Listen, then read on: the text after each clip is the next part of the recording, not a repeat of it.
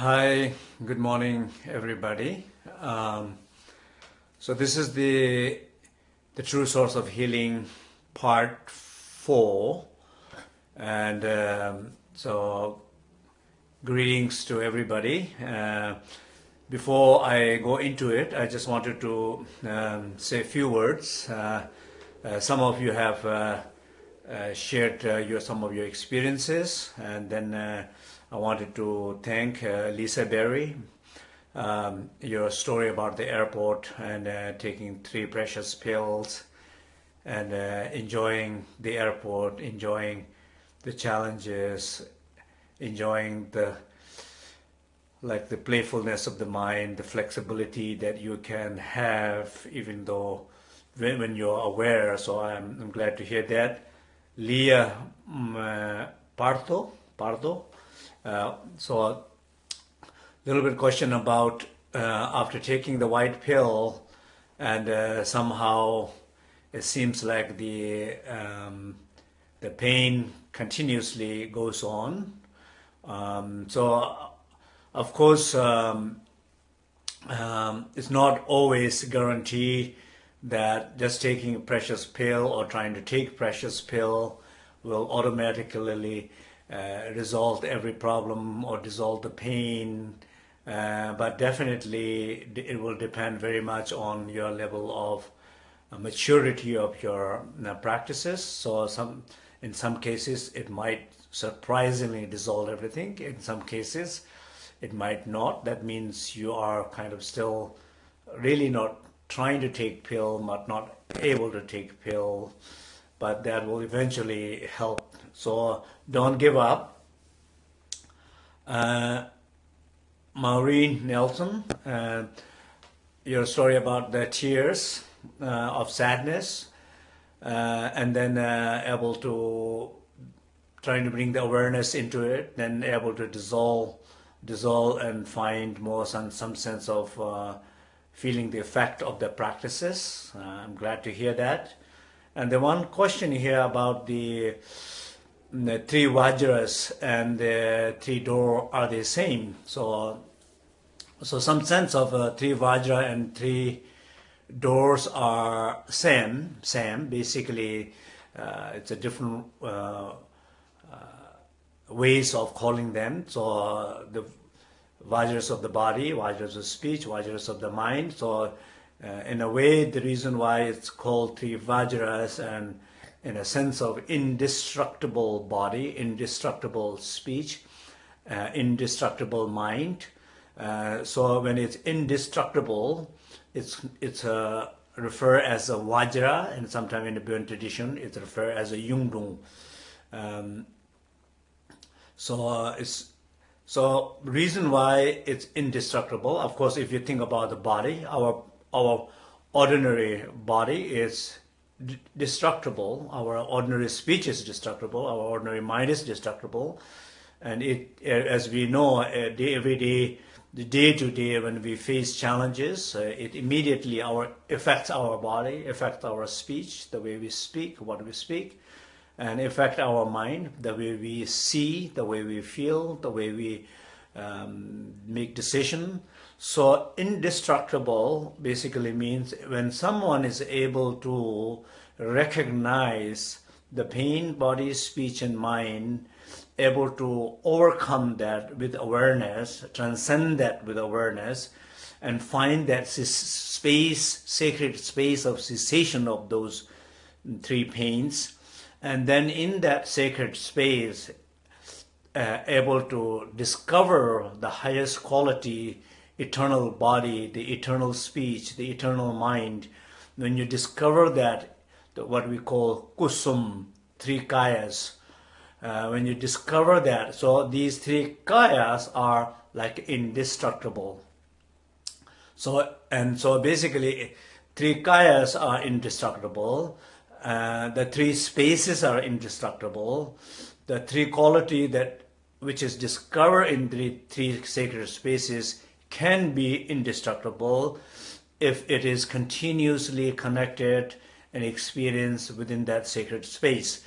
When it loses the connection to the inner sacred space, then the appearances and the experiences of body, speech, and mind does not become indestructible because they have lost its connection to indestructible sacred space.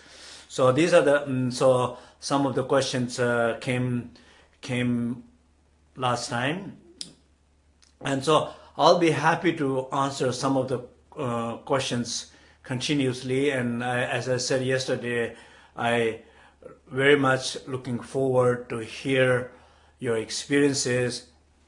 So my question to you all is: did you do your homework? Did you take 3 precious pills 5 times a day yesterday? Did you took 5 times the 3 precious pills?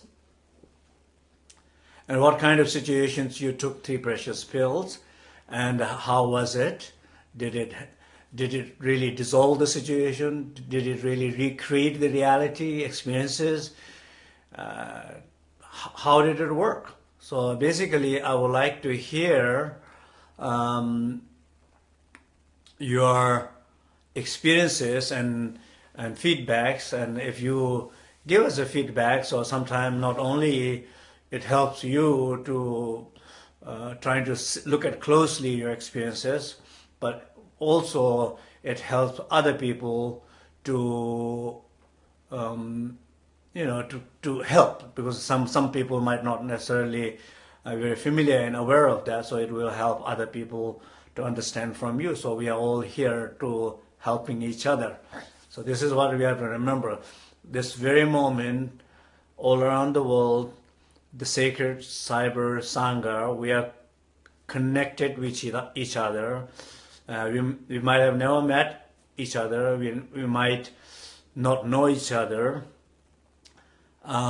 Even we might never meet each other, but that does not interfere anything. We are all connected through this sacred space. Even though the cyber is a sacred sacred space, sacred sangha, so we are all connected.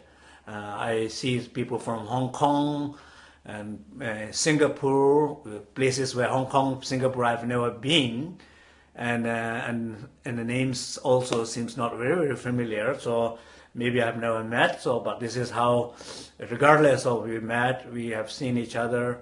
We are able to connect and share and grow with supporting each other. So this is a beautiful, the beauty of technology here. So just wanted to, I shared this morning on a Facebook page as a photo a few quotations from Bön Dzogchen texts. One of the Bön Dzogchen texts is called 21 Nails. So first I will read it in Tibetan. Ni la ni tong sangje di to nangwa wang top rawang kolojur rang la jen tong semchen di to nangwi jen ding xiawang jumel hu. So seeing yourself as you are, you attain Buddhahood and are freed. Obtaining power or appearances, you have the mastery of the world conqueror. Seeing self as other, sentient beings are deluded. So seeing yourself as others, we are all deluded, all sentient beings are deluded.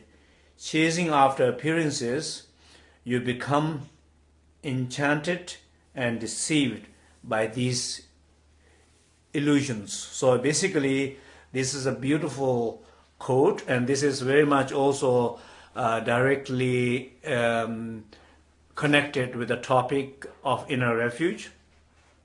So, Nila Niton Sanji Dito, seeing yourself as you are. So basically, what he's saying is, if you know who you are,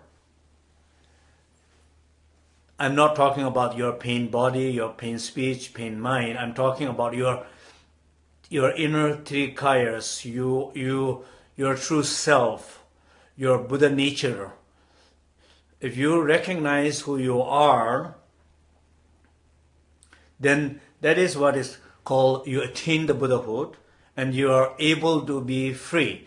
So in the teaching, yesterday I talked about when you face challenges in your life, you take 3 precious pills, and what does that do?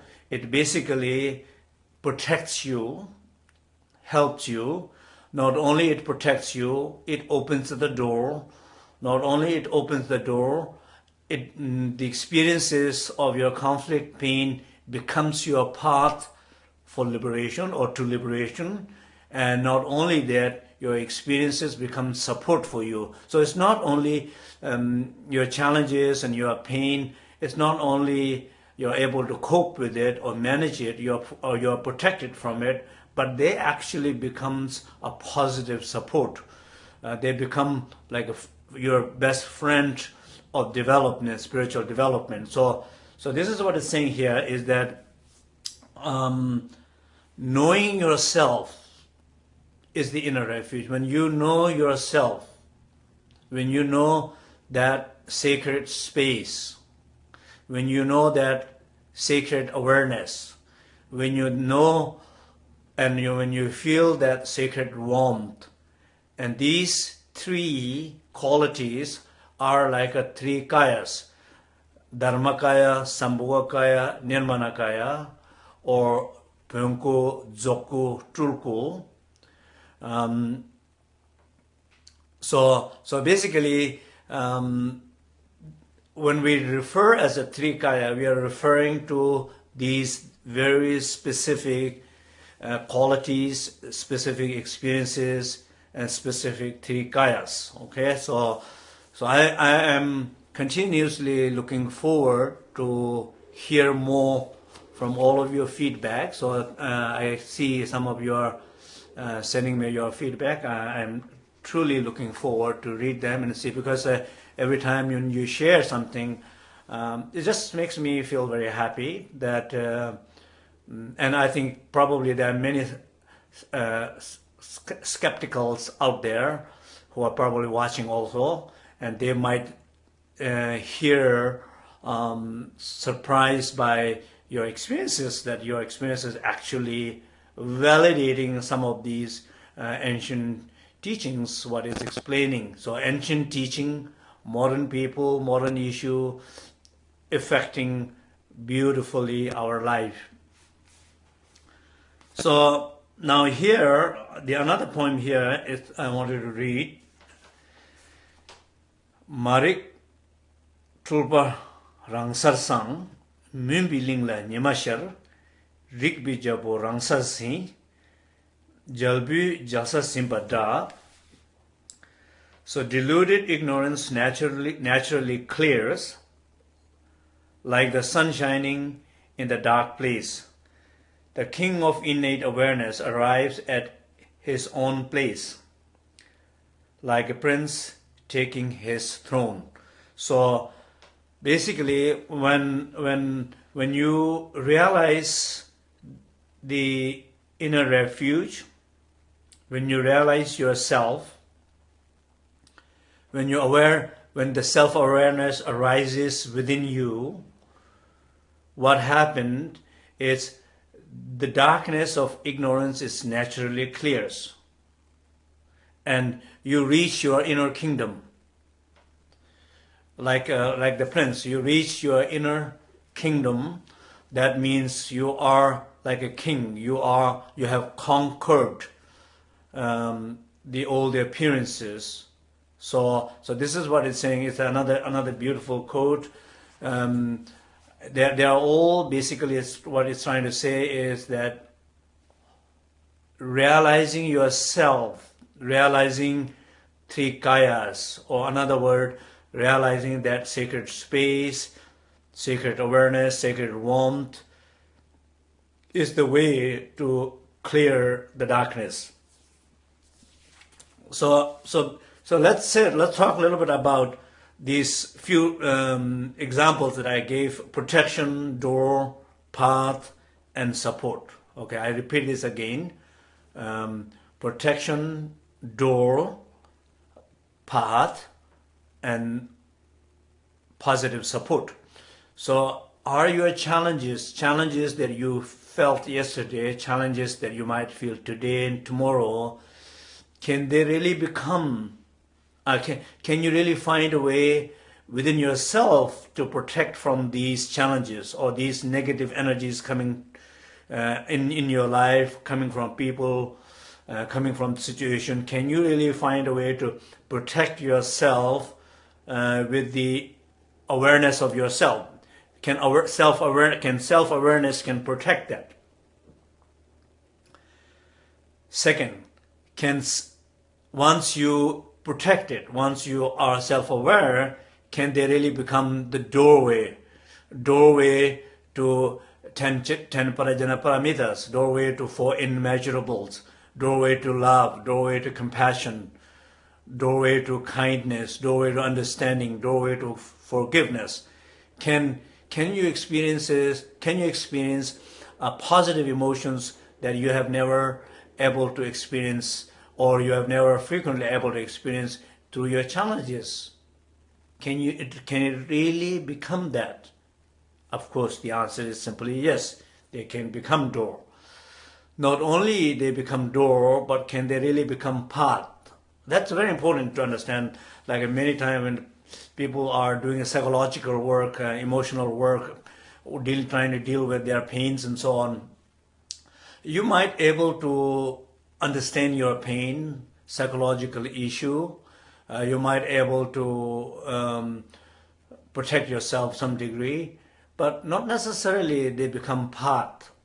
That means not necessarily they become like really like a doorway to kindness, compassion, love, compassion. So if they become a doorway and the path, that means your challenge, for example, your sadness became the door to your confidence.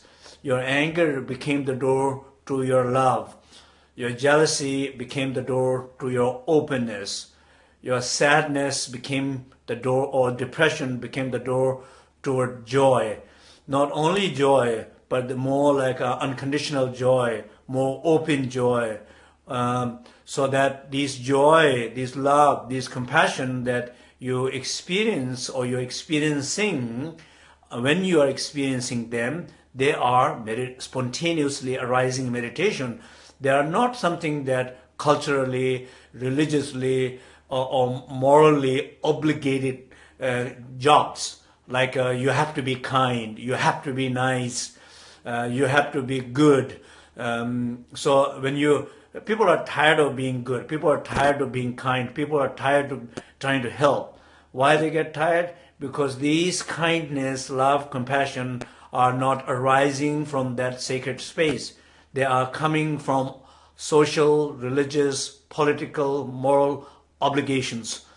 Whatever arises in obligated space, that pain space, a collective pain space, they don't necessarily work out really well. So here we're saying this, when the qualities are manifesting from that sacred space, these qualities are virtues, these qualities are path.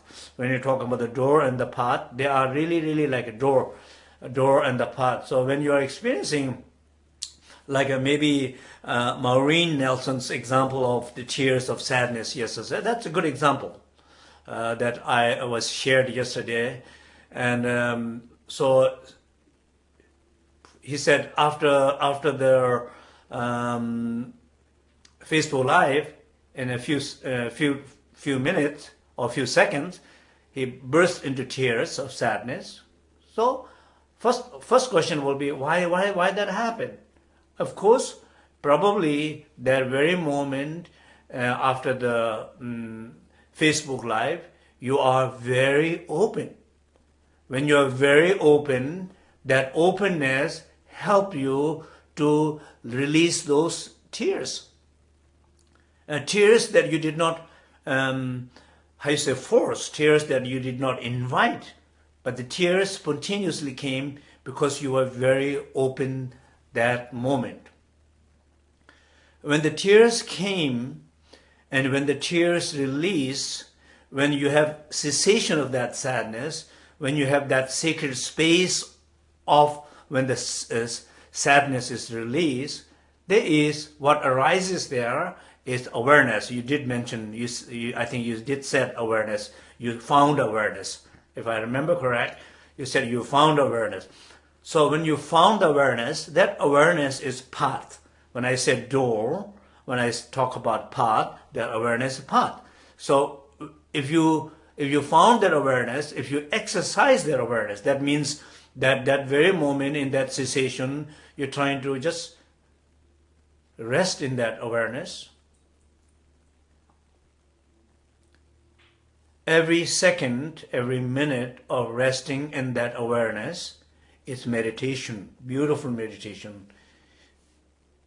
It's the meditation of awareness. It's the meditation of awareness, effortless awareness. It's the meditation of awareness arising from in that cessation of sadness. That awareness can gradually open the door to a deep joy. Probably joy that you never felt before by any gift, by any accomplishing any project or task. You cannot compare the joy, natural arising joy from those awareness in that sacred space. There's no way to compare that. So that joy, that awareness is your path, which came from dissolution of that sadness. Dissolution of sadness was recognized, held well, and the dissolution of sadness also happened because your heart was open during the Facebook Live. So this is I'm just kind of continue saying a little bit about Maureen Nelson's experience of yesterday. So yeah, so and then also like these are really like when we talk about inner refuge, they are really like a support. So it's a beautiful support that you always is there within you, and whenever you need it, it's within you. You're there. So these are all I'm talking still continuously from the true source of healing. It's that true source is clearly referring to yourself, to you. It's referring to you, and so yeah. So that's all. I think I wanted to slowly introduce all of my books. So I would, I think about 4 sessions on one book. Probably it's good enough. It's enough. Maybe it's never enough, but it's enough for now. But I would like to maybe kind of, I had yesterday night again a beautiful lucid dream experience. It was like a very actually the dream itself was not that pleasant. It was a little bit disturbing in a way, but I don't want to go into the detail about it. So it was a little bit disturbing, but the disturbing was very lucid, and then I realized that the event, what was happening in my dream, did not really matter because it's a dream, and I can do anything regardless of what's happening to me, and that sense of a freedom of I can do anything regardless of what's happening to me was very empowering experiences for me yesterday night in my dream. I actually, middle of the night, I kind of woke up and shared my dream to my wife, and then I just realized I went back to sleep, and I had the same sequence of another dream where was also very similar, but the second dream was very lucid, but very powerful in a way. Felt so much freedom. I think in a way, some sense, that is very important that. That lucidity, the being lucid and being aware in your life is how you can be truly feel free. flexible. So that experiences, I think, is very, very important. So I am actually the reason why I'm talking about the dream, and I think at some point I would like to engage back into the dream also again. So maybe as we move on with the next introduction to the Healing with the Form, Energy, and the Light with the 5-element book. Meanwhile, those who have been listening to me continuously from last week to now, and I encourage you, all of you, to do a little bit more practices on a dream yoga, and particularly on a lucid dreaming, and particularly being aware of that sacred cyber sangha. We are all connected and we are all supporting each other. So there's a books, there's a YouTube, there is an ongoing communication on this Facebook Live, and some of you I haven't seen for quite a number of years. I'm able to see here, and it makes nice, very nice. Bob Anger from Los Angeles. It's nice to see you.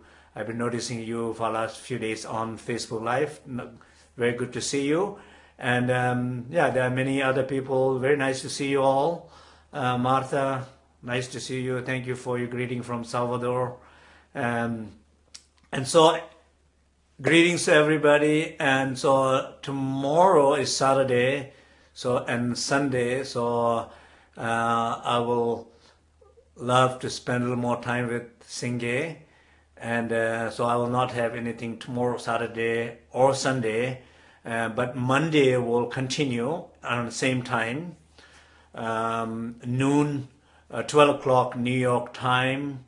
We'll continue with the Facebook Live, and this time what we are going to do is the Healing with Form, Energy, and Light.